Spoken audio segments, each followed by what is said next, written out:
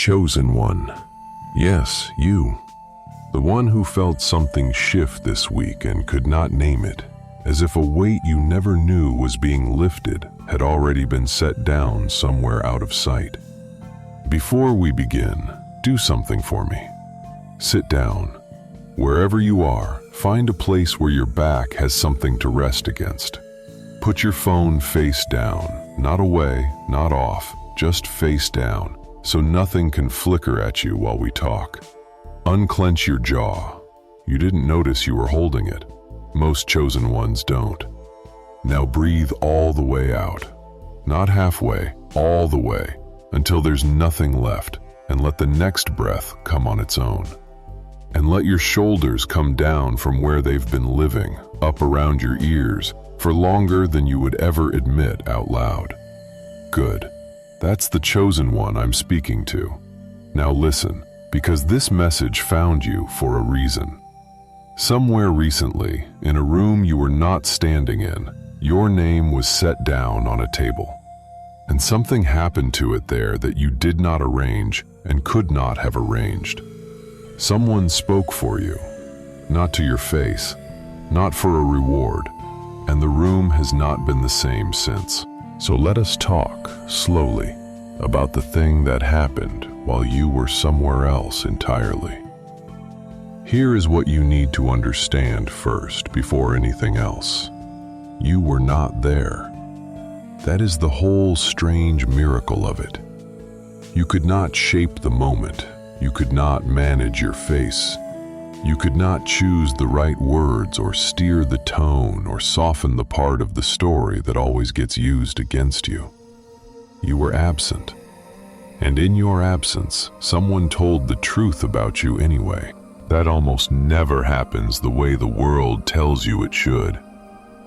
You were taught that if you want to be seen correctly, you have to be present. You have to advocate. You have to make your case, hold the room, correct the record before it hardens. So you spent years learning to defend yourself in real time, always a half step behind the misunderstanding, always cleaning up a version of you that someone else drew first. And then, this once, you didn't have to. Imagine this. A sealed envelope held up to a lamp. You can see there is a letter inside.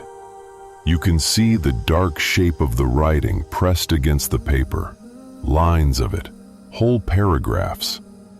But you cannot read a single word because the envelope is still closed and the letter is not addressed to you. Something was written about you, something real. And you have been walking around all week feeling the shape of it through the paper without knowing what it said. That feeling, that low hum of something good that you cannot locate, that is not your imagination, chosen one. That is a letter you have not opened yet. Tonight we open it, because here is what happened in that room. For a long time, when your name came up, a certain version of you came up with it. A flattened one, the one who is difficult, the one who got lucky, the one who is not really as steady as they seem. That version had been circulating so long that most people had stopped questioning it. It was just the file. It was just what everyone knew. And it followed you into rooms you had never entered, arriving before you, sitting in the chair before you got there. Then, in one of those rooms, someone did the thing almost nobody does. They stopped the story mid-flight. Not with anger, not with a speech, with something quieter and far heavier. They simply said, "That is not who this person is." And then they said, "What was?" You have to understand what that costs. To defend someone who is not in the room is to spend your own standing on a person who will never know you did it. There is no thank you coming. There is no witness who matters to you. You are choosing in that instant to be slightly less liked so that someone absent can be slightly more understood. Most people will not pay that. Most people let the flattened version pass because correcting it is friction, and friction is expensive, and the absent person will never find out either way. Someone paid it for you this week, and they are not going to tell you. Sit with how rare that is, chosen one. You live in a world where almost everything comes with a receipt attached, where kindness is usually an opening move in a longer negotiation, where the people who help you make sure, one way or another, that you know they helped. And then, once in a great while, someone does a thing for you in total silence, at their own cost, and walks away carrying the secret of it so that you never feel indebted, never feel watched, never feel that your worth was a favor granted rather than a fact observed. That is not a small thing. That is one of the purest things a human being can do for another. And it was done this week for you. That is why we are here. Because you deserve to know that it happened, even if you never learn the name, even if you never sit across from them and say what it meant. You deserve to feel the ground under this new thing you have been sensing all week. Something changed in how they see you, and it changed while you slept, while you worked, while you sat in your car in a parking lot wondering if you were carrying all of this alone. You were not carrying it alone. You just could not see the other set of hands. If this is already landing somewhere real in you, do me one small thing before we go deeper. Tap the like and subscribe. Not for me. There is someone tonight sitting in a quiet room, convinced that no one has ever spoken up for them, that their name only gets smaller when they leave. The like is the only road that reaches them. You would just be holding the door open for the next chosen one behind you. Now, back to it. Here's the part you keep circling without letting yourself land on it.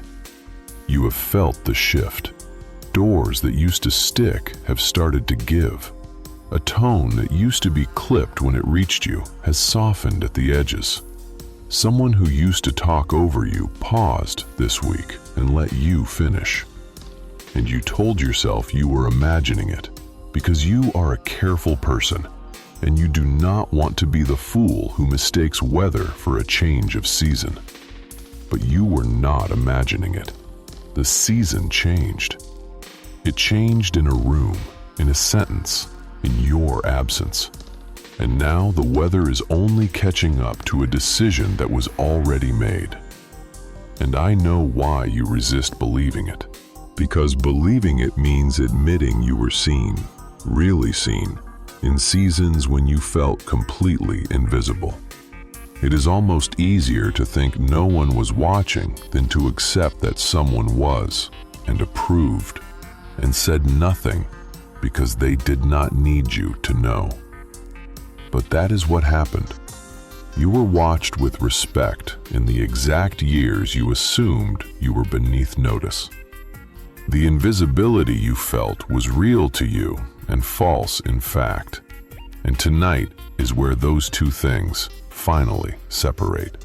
So let us slow all the way down and walk through exactly how a few words spoken about you when you were nowhere near could reorganize the way an entire room holds your name. 12 parts, precise, in order. How the defense happened, why it landed, why it stuck, and what it quietly did to the people who used to be so sure of the smaller version of you. But first, this is where the room thins out. You can feel it, chosen one. The ones who clicked because the words looked interesting are already drifting off towards something louder. That is fine. That was always going to happen. This was never built for the curious. It was built for the one who has spent years defending themselves in every room, and has never once been defended in a room they weren't in, until now. So if you are still here, if something in your chest went tight a minute ago when I said you were not carrying it alone, drop 777 in the comments. Not for luck, not because a number is trending somewhere. Do it as a quiet mark that says you intend to hear this all the way through, that you are the one this was written for and not just someone passing by. I read them. I know exactly what they mean, and when I see that number stacking up in there, I know the letter reached the person it was addressed to. Settle in. Stay with me. Here is the first one. Number 1. The room you are not in. What people do with your name when you leave is not up to you, and it never was. Start here, because you have spent your whole life trying to control this, and it has quietly been driving you into the ground. There is a room for every one of us that we are never allowed to enter. It is the room where we are discussed. It convenes the moment we walk out the door, and it adjourns before we come back, and no minutes are ever kept. You have always known it exists. You have felt its verdicts arrive on your life like weather with no visible source. But you have never been permitted inside, and you never will be, and that used to feel like the cruelest arrangement there is. Here is what actually happened, chosen one. You could not defend yourself in that room. That was never available to you. The only question was whether the truth about you had a body in there, or whether it was left undefended on the table for whoever wanted to redraw it. And this week, for once, the truth had a body. Someone stood in the room you are barred from and did the one thing you could never do from outside it. They represented you. Imagine this. A portrait hanging in a gallery after closing time, the lights half down, the subject long since gone home for the night. People still walk past it. They still stop and decide what they think. They lean in and say, "Look at the mouth. That is a hard face. That is someone who thinks too much of themselves." The person in the portrait cannot hear a word of it. They are asleep across town. Their reputation is out walking the halls without them, being appraised by strangers, and there is nothing they can do about any of it. That is the room you were not in. Your name, out walking the halls without you. You might wonder why life is built this way, why the most important conversations about you happen where you can never reach them. Because presence changes what people are willing to say, and the truest measure of how you are held is taken precisely when you are not there to influence it. The room you cannot enter is the only honest room. It is where your real reputation lives, undefended, unmanaged, exactly as heavy as it actually is. And this week, in the one room that mattered, it turned out to be heavier than anyone knew. Here is the line they can't say out loud, chosen one. They were never the authors of who you are. They were only ever the audience. And this week, the audience was corrected. No, you did not fail by being absent. Absence was the only condition under which the truth about you could be spoken without your fingerprints anywhere on it. You keep grieving all the rooms you could not enter, all the conversations you were locked out of. Stop. You were not missing from that room. For once, you were being represented in it, and represented well, by someone who did not need you present to know what you were worth. Number 2, the version of you on the table. Before anyone spoke for you, there was a smaller you being passed around, and that one had almost nothing to do with the real thing. You need to see clearly what was on the table before the defense. because the size of what happened only makes sense against it. For a long time, the version of you in circulation was a reduction. Not a lie, exactly. Something worse than a lie, because it was made of true pieces arranged to mislead. The one hard day you had, kept and repeated. The one time you went quiet, framed as coldness. The success reframed as luck. The boundary reframed as arrogance.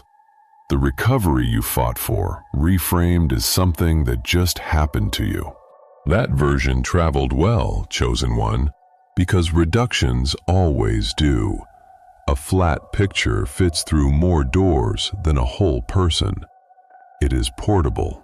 It is easy to hand off. And every time it got handed off, it lost a little more of you and kept a little more of the edge. Until the you that arrived in rooms ahead of you was barely a sketch, a caricature drawn from a description of a description. Imagine this: a story whispered down a long table, mouth to ear to mouth, all the way to the far end. What starts as a full account of a real person arrives at the other side as a single crude line, and everyone at that end believes the crude line is the original. They never met you. They met the last whisper. And they are certain, absolutely certain, that they know you, because the sketch reached them wearing your name. You might wonder why you could never seem to correct it, no matter how well you behaved, no matter how much you proved. Because you were fighting the wrong shape. You kept trying to argue with the sketch as though it were a fair drawing that just needed a few fixes. But it was never trying to be accurate. It was built to be repeatable. And you cannot out-argue a thing whose only job is to be easy to pass along. What was needed was not a better argument from you. What was needed was a witness in the room who had actually seen the original. And this week, one showed up. Here is the line they cannot say out loud. The small version of you was never a description. It was a convenience. It survived for years only because correcting it took effort and repeating it took none. And a room will always choose the cheaper story until someone makes the expensive one unavoidable. No, you did not earn that sketch. And no, you were never the person it drew. You were simply easier to reduce than to understand, and the people passing you along mistook easy for accurate.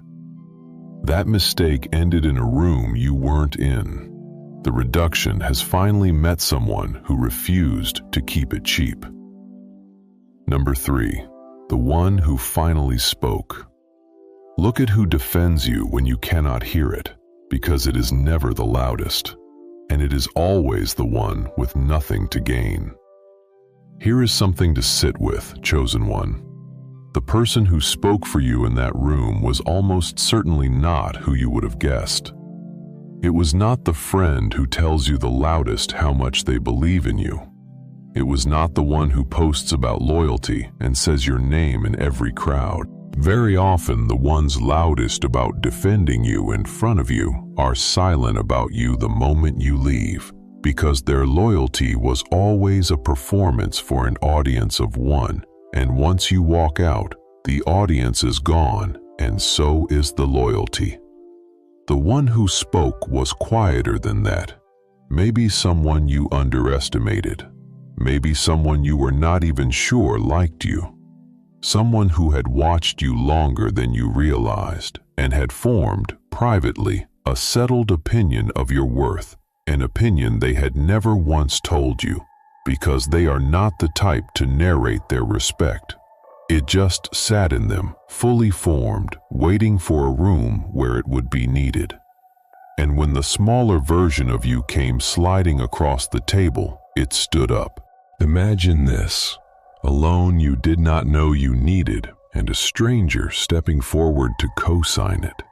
They put their own name on the line for your obligation. If you fail, it costs them. If you succeed, they get nothing but the private knowledge that they were right about you. Nobody co-signs for a person they are unsure of.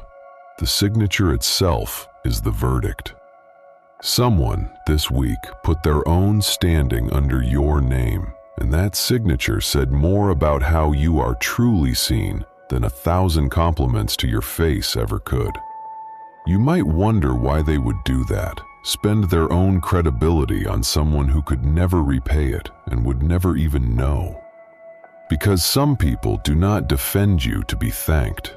They defend you because a false thing was being said in front of them and they could not sit still inside it. Their defense of you was really an act of self-respect. They simply refuse to be the kind of person who lets the flattened version pass. You were fortunate enough to be standing, absent, in the path of that refusal. And here is what should settle something in your chest, chosen one. You have spent years auditioning for the loud ones, working to earn the loyalty of the people who announce their loyalty the most, and quietly wondering why it never felt solid. It never felt solid because it never was. The real defense, when it finally came from the direction you were not watching. Stop courting the loud. The one who will stand up for you in the room you can't enter is almost never the one performing it to your face. It is the quiet observer you half forgot was even paying attention. They were. They always were. Number 4. What a defense actually is. It was not praise, chosen one, because praise fades by morning. It was testimony, and testimony has weight that does not lift. Do not mistake what happened for flattery. This matters more than almost anything else I will tell you tonight. Flattery is cheap, and everyone knows it. Flattery is what you say to a person's face to make the next few minutes smoother. It evaporates by the time they reach their car. If what happened in that room had been mere praise, it would have changed nothing, and you would have felt nothing all week, because praise about an absent person is just polite noise. What happened was testimony, and testimony is a different substance entirely. Testimony is what a person says when they are willing to be measured by it later. It is a statement made under the weight of their own reputation. When someone testifies to who you are, they are not decorating you. They are pledging that if the room bets on you and loses, the loss lands partly on them. That is why testimony moves rooms and praise does not. One is an ornament, the other is a stake in the ground. Imagine this: a sealed letter of reference written by someone who has nothing to gain from writing it, addressed not to you, but to a door you have not yet reached. Inside it are not compliments. Inside it is a plain, sworn account. I have seen this person under pressure. I have seen what they do when no one is watching. I would stake my own name on them. The person carrying that letter never shows it to you. They simply walk ahead of you and hand it to the doors, and the doors, which have read 1,000 hollow praises and learned to ignore them, read this one and go quiet, because they can feel the difference between decoration and a stake. You might wonder why you can feel the difference too, even without knowing the words. Because a person always knows, at the level of the body, whether they are being flattered or witnessed. Flattery makes you perform. Testimony makes you exhale. What you felt this week was the exhale, the specific relief of being accurately described by someone who was under no obligation to describe you at all. That is not vanity, chosen one. That is a soul recognizing, maybe for the first time, the feeling of being told the truth. Here's the line they can't say out loud. Praise is what you give a person to get something from them. Testimony is what you give up something to say. They spent flattery on you for years, and it cost them nothing, which is exactly why it bought nothing. This week, someone spent the other currency. No, chosen one, you did not misread the difference. The relief you have been feeling all week is not vanity, and it is not you finally getting the applause you were owed.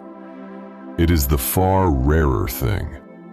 It is the specific stillness of being accurately weighed by someone who put their own name on the scale.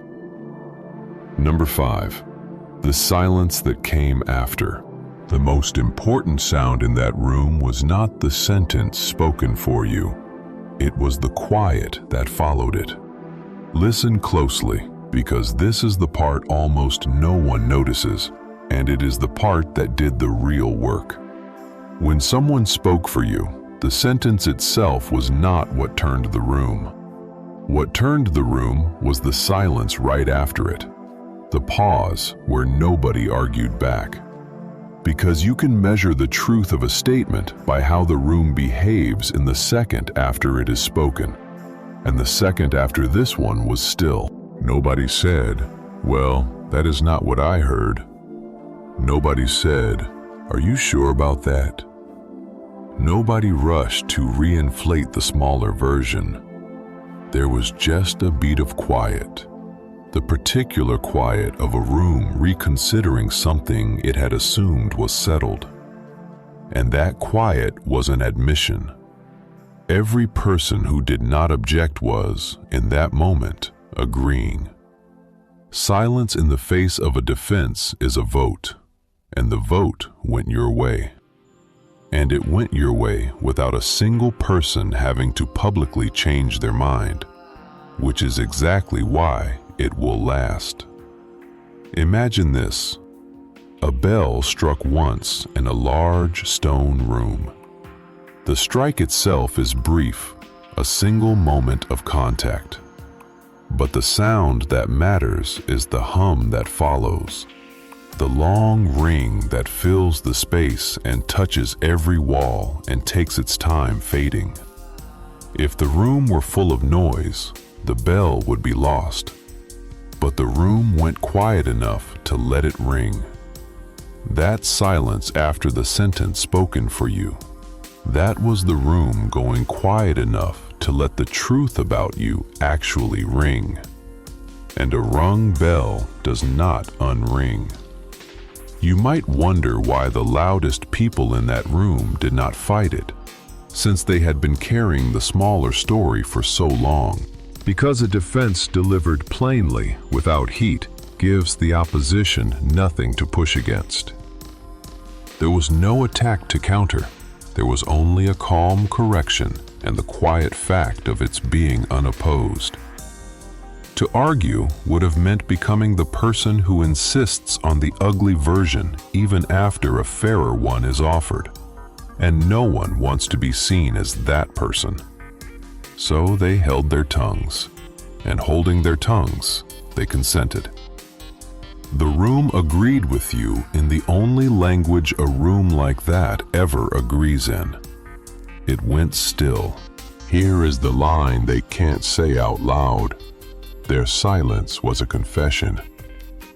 Every person who did not argue was, in that half second, admitting they had known the smaller version was unfair all along. No, you did not need to be there to win that room. Your presence would have only given them something to react to, a face to read, a tone to resent. Your absence left them alone with the plain truth and nothing to push against. And they did the only honest thing available to them. They stopped talking. And in stopping, they agreed with a defense you never even heard delivered. Number 6. Why it stuck when nothing you ever said about yourself did. A word you did not ask for cannot be dismissed as bragging, and that, chosen one, is exactly why it holds. Here is the mechanism you have been missing your whole life. For years you tried to correct the record yourself. You explained, you clarified, you listed your reasons, and it never quite worked. And you thought the problem was that you were not convincing enough. That was never the problem. The problem was structural. Anything you say about your own worth arrives pre-discounted because everyone knows you have a stake in it. Your self-defense, no matter how true, carries an asterisk. Of course they would say that. The defense that landed this week carried no asterisk. That is the entire difference. It came from someone with nothing to gain, about a person who was not there to benefit from being present. There was no self-interest anywhere in the transaction, and a claim with no self-interest attached is the rarest and heaviest kind there is. It cannot be waved away as ego, because the person making it was not defending their own name, they were spending it. The room could not dismiss it the way rooms dismiss you when you speak for yourself. Imagine this, a seal pressed into hot wax. You can write your own name across a document 100 times and it stays just ink, easy to doubt, easy to forge. But a seal is pressed by someone else's hand with their own mark, and once it cools, it cannot be unpressed. It is a commitment set in a form that resists tampering. Your self-defense was ink. What happened this week was wax. Someone pressed their own seal over your name, and it has cooled now, and the people in that room cannot lift it off without tearing the whole page. You might wonder why the universe would arrange it so that the only defense that truly holds is one you are not allowed to give yourself. Because it forces the thing you have always resisted. It forces you to be witnessed instead of self-appointed. It forces your reputation out of your own anxious hands and into the hands of people who actually watched you. You could never have sealed your own worth, chosen one. It had to be pressed by someone else. And this week, finally, someone had the standing and the will to press it. So put down the old exhaustion, chosen one. For years, you have been forging your own seal in ink over and over, pressing your name onto every document you could reach and watching it smear every time. That was never going to hold, no matter how hard you pressed. No, you did not fail at defending yourself. You were attempting something structurally impossible, to be your own uninterested witness, and no one alive can do that. The seal that holds had to come from another hand. It finally did. You can stop pressing now. The page is sealed, and it did not need your ink at all. Number 7. The effects that reached you before the news did. You felt the weather change days before anyone told you a front had moved. Now we can explain the strangeness of your week. You have been feeling effects with no visible cause, and it has been quietly unsettling you, because you are not a person who likes to feel things she cannot trace. A door gave that used to stick. A message came back warmer than it had any reason to. Someone treated you, out of nowhere, with a small new measure of care, and you kept looking for what you had done to earn it, and you could find nothing, because you had not done anything. The cause was in a room you were not in, and the effects simply arrived first. That is how it always works. The decision in the hidden room happens instantly. The consequences travel outward on a delay. The way you see the lightning and only later feel the ground shake. You have been living inside the gap between the flash and the thunder, feeling the world respond to something you had not yet been told about. Your instincts were not wrong. Your confusion was not paranoia. You were reading real changes. You just did not have the source yet. Imagine this, a tide that has already turned far out at sea, while you are still standing on the sand near the water's edge. Nothing looks different yet, but the water is already coming, the whole vast mass of it already committed to moving toward you, decided miles away by forces you cannot see from the beach. By the time the first new wave reaches your feet, the turning happened long ago. You did not cause the tide. You are just early enough on the shore to feel it before anyone inland knows the water is on its way. You might wonder why you were not simply told, why the effects had to reach you before the explanation. Because life rarely hands you the cause and the effect in the right order. It gives you the strange warmth first, the softened tone, the door that opens easier, and it lets you sit in the mystery of it for a while. Maybe so that when you finally learn what happened, you already have the evidence in your body. You will not have to take it on faith that something changed. You already felt it change. Tonight is just the part where the confusion gets a name. Here is the line they can't say out loud. The world started treating you differently before anyone gave you the reason, because the reason lived in a room sealed to you. No, chosen one, you were not being paranoid. And no, you were not flattering yourself by noticing. You were reading real signal. The mistake was only in the story you laid over it, the reflexive assumption that if something good was happening, you must have misjudged it. Because good things arriving unearned have always, in your experience, turned out to be mistakes about to be corrected. This one is not a mistake. It is thunder arriving late from a flash you were never shown. Number 8, the one who went quiet. Watch for the voice that used to run the old story about you, and watch the exact moment it stops. There is a specific person you should watch now, and you already know who they are. There has been, in your life, a steady voice behind the smaller version of you. Not always cruel, sometimes almost casual. The one who could be counted on to add the qualifying comment, the little downward note, the reminder of the one time you failed. They were the primary keeper of the reduced you, and they kept it faithfully for years, and it cost them nothing because the room always let it pass. Watch that voice now, because something has changed in the room it plays to, and it can feel the change without understanding it. The next time it reaches for the old note, the room does not receive it the way it used to.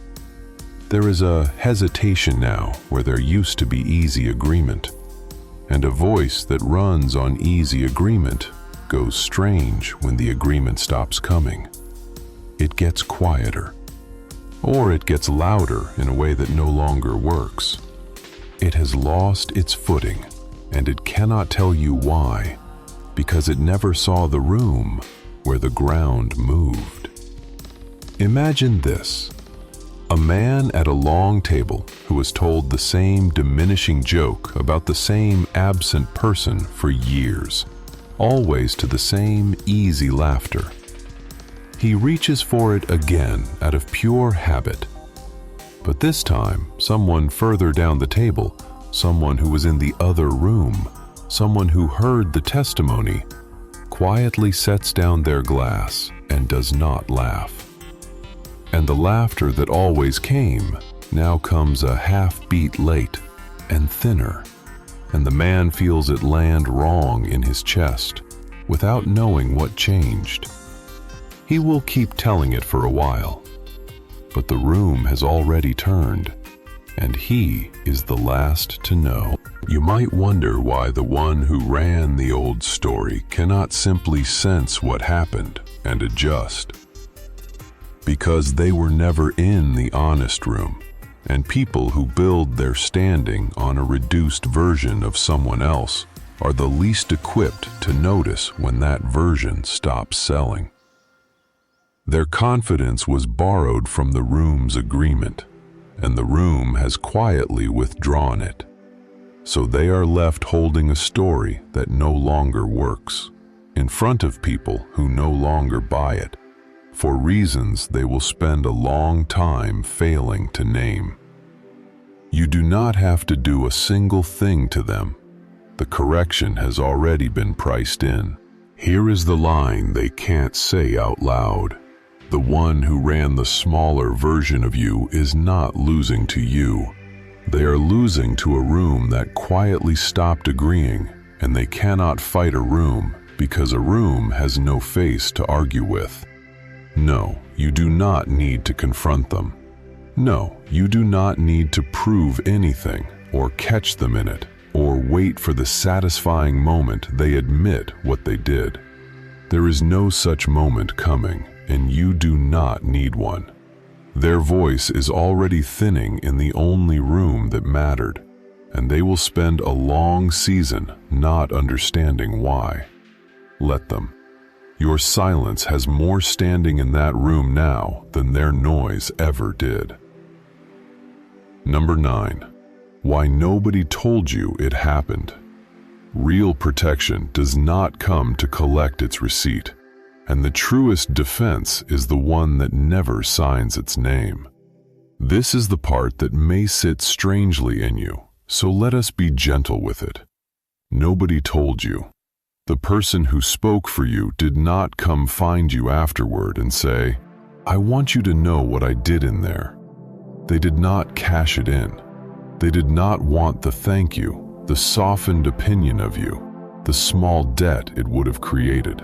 They simply did the thing and walked away and let you keep living, unaware, inside a life that had quietly gotten safer.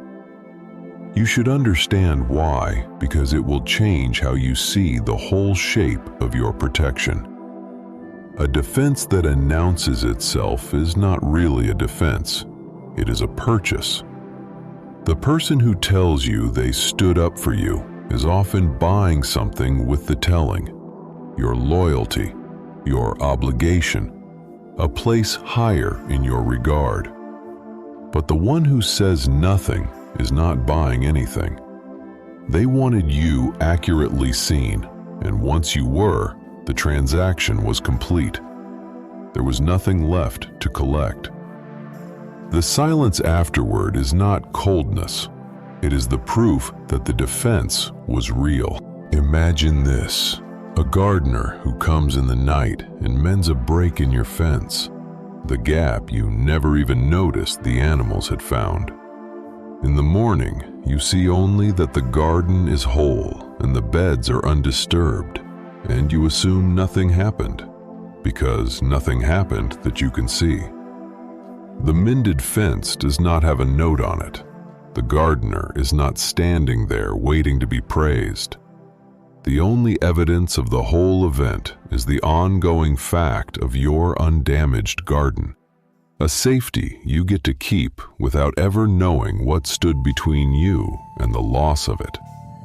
You might wonder how many times this has happened before, if it happened this week without your knowledge. And that is exactly the right question, chosen one. And the honest answer is, more than you think. This is not the first fence that was mended in the dark. You have been defended in rooms you weren't in, protected by hands you never saw, more often than your loneliness ever let you believe. The story you told yourself, that no one speaks for you, that you are only ever diminished when you leave, was never the whole truth. It was just the only part you could see from where you stood. Here is the line they will never say plainly. You have been protected far more often than you have been told, because the people who protected you best were the ones least interested in being thanked. No, you were never as alone as the loneliness insisted. The account of your life you have been carrying, the one where you fight every battle unaided and leave every room to be diminished, was written in a season of pain, and it was never the full ledger. Tonight is the audit, and the audit is showing you defended quietly, repeatedly, by hands you spent years failing to notice because they never once asked you to look. Number 10. What all of this reveals about you. The defense was not luck, and it was not charity. It was a deposit you made, one ordinary day at a time, without ever counting it. Do not let yourself receive this as a gift you did not earn. That is the reflex, I know. The chosen one hears that someone defended them and immediately thinks, I was lucky, someone was kind, I happened to be in the right person's good graces. No, look closer. The defense that stood up for you this week was withdrawn from an account you spent years filling without ever checking the balance. Every time you did the right thing when no one was watching, you made a deposit. Every time you kept your word in a small matter that no one would have punished you for breaking, you made a deposit. Every time you were steady when you had every excuse to come apart, someone saw it and quietly wrote it down. You thought those moments vanished. You thought your integrity in the unwitnessed hours went unrecorded, unrewarded into the dark. It did not. Someone was keeping the ledger, and this week, when your name needed defending, there was more than enough in the account to cover it. Imagine this: a well that fills one slow drop at a time, in seasons when no rain seems to be falling. Each drop too small to notice, each one seeming to disappear the moment it lands. For years it looks like nothing is accumulating. And then a dry season comes, a real one, the kind that empties every shallow source around it. And your well, the one nobody watched fill, is deep and full and holds. It did not fill in the crisis. It filled in all the quiet, ordinary days you thought were wasted, drop by unwitnessed drop. You might wonder why, if you earned it, you were never made to feel that you had. Because the deposits of character do not come with receipts, and the people who notice them rarely say so at the time. You built your reputation the only way a real one ever gets built. Invisibly, cumulatively, in conditions where cheating was easy and you chose not to. That is why the defense held. It was not describing a hope about you. It was describing a record. Someone in that room simply read back to the others what you had been depositing all along, and the numbers were undeniable. Here is the line they can't say out loud. What defended you was not their generosity. It was your record, years of it, finally being read aloud by someone who had bothered to keep count. No, you did not get lucky. Luck does not survive scrutiny, and this held up under a room full of it. No, you were not handed something you had not earned. You were handed back, in one moment, the accumulated interest on every quiet, honest choice you thought had vanished into nothing. Stop calling your integrity a waste. It was a deposit, and this week it paid. Number 11. the account that cannot be unwritten. Once a room has seen the true shape of you, it cannot return to the smaller drawing, no matter who wants it to. Here is the mechanism that makes all of this permanent, and I want you to hold on to it because it will keep you steady long after tonight. Perception has a ratchet in it. It can turn toward the truth about you, and then it locks, and it does not turn back easily. Once a room has genuinely seen the fuller version of you, not been told about it, but seen it land and go unopposed, the smaller version loses its power there forever. You can flatten a person who has never been witnessed. You cannot re-flatten one the whole room has already seen stand up. This is why what happened is not fragile. You keep bracing for it to be taken back because everything good in your life has felt provisional, on loan, revocable the moment you relax. But a corrected reputation is not on loan. The people in that room now carry the truer picture, and they carry it not because they were persuaded, but because they consented in silence, which is the stickiest kind of belief there is. Nobody defends a position they were argued into. Everybody defends one they arrived at quietly, on their own, in a still room.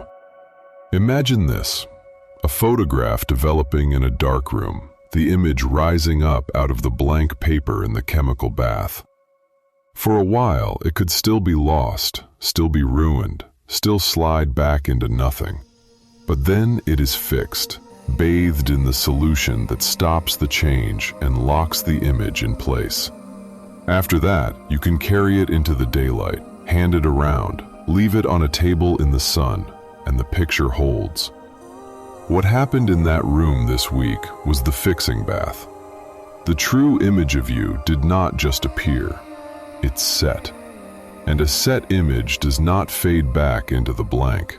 You might wonder whether the old, smaller version can ever come back, whether someone bitter enough could redraw it.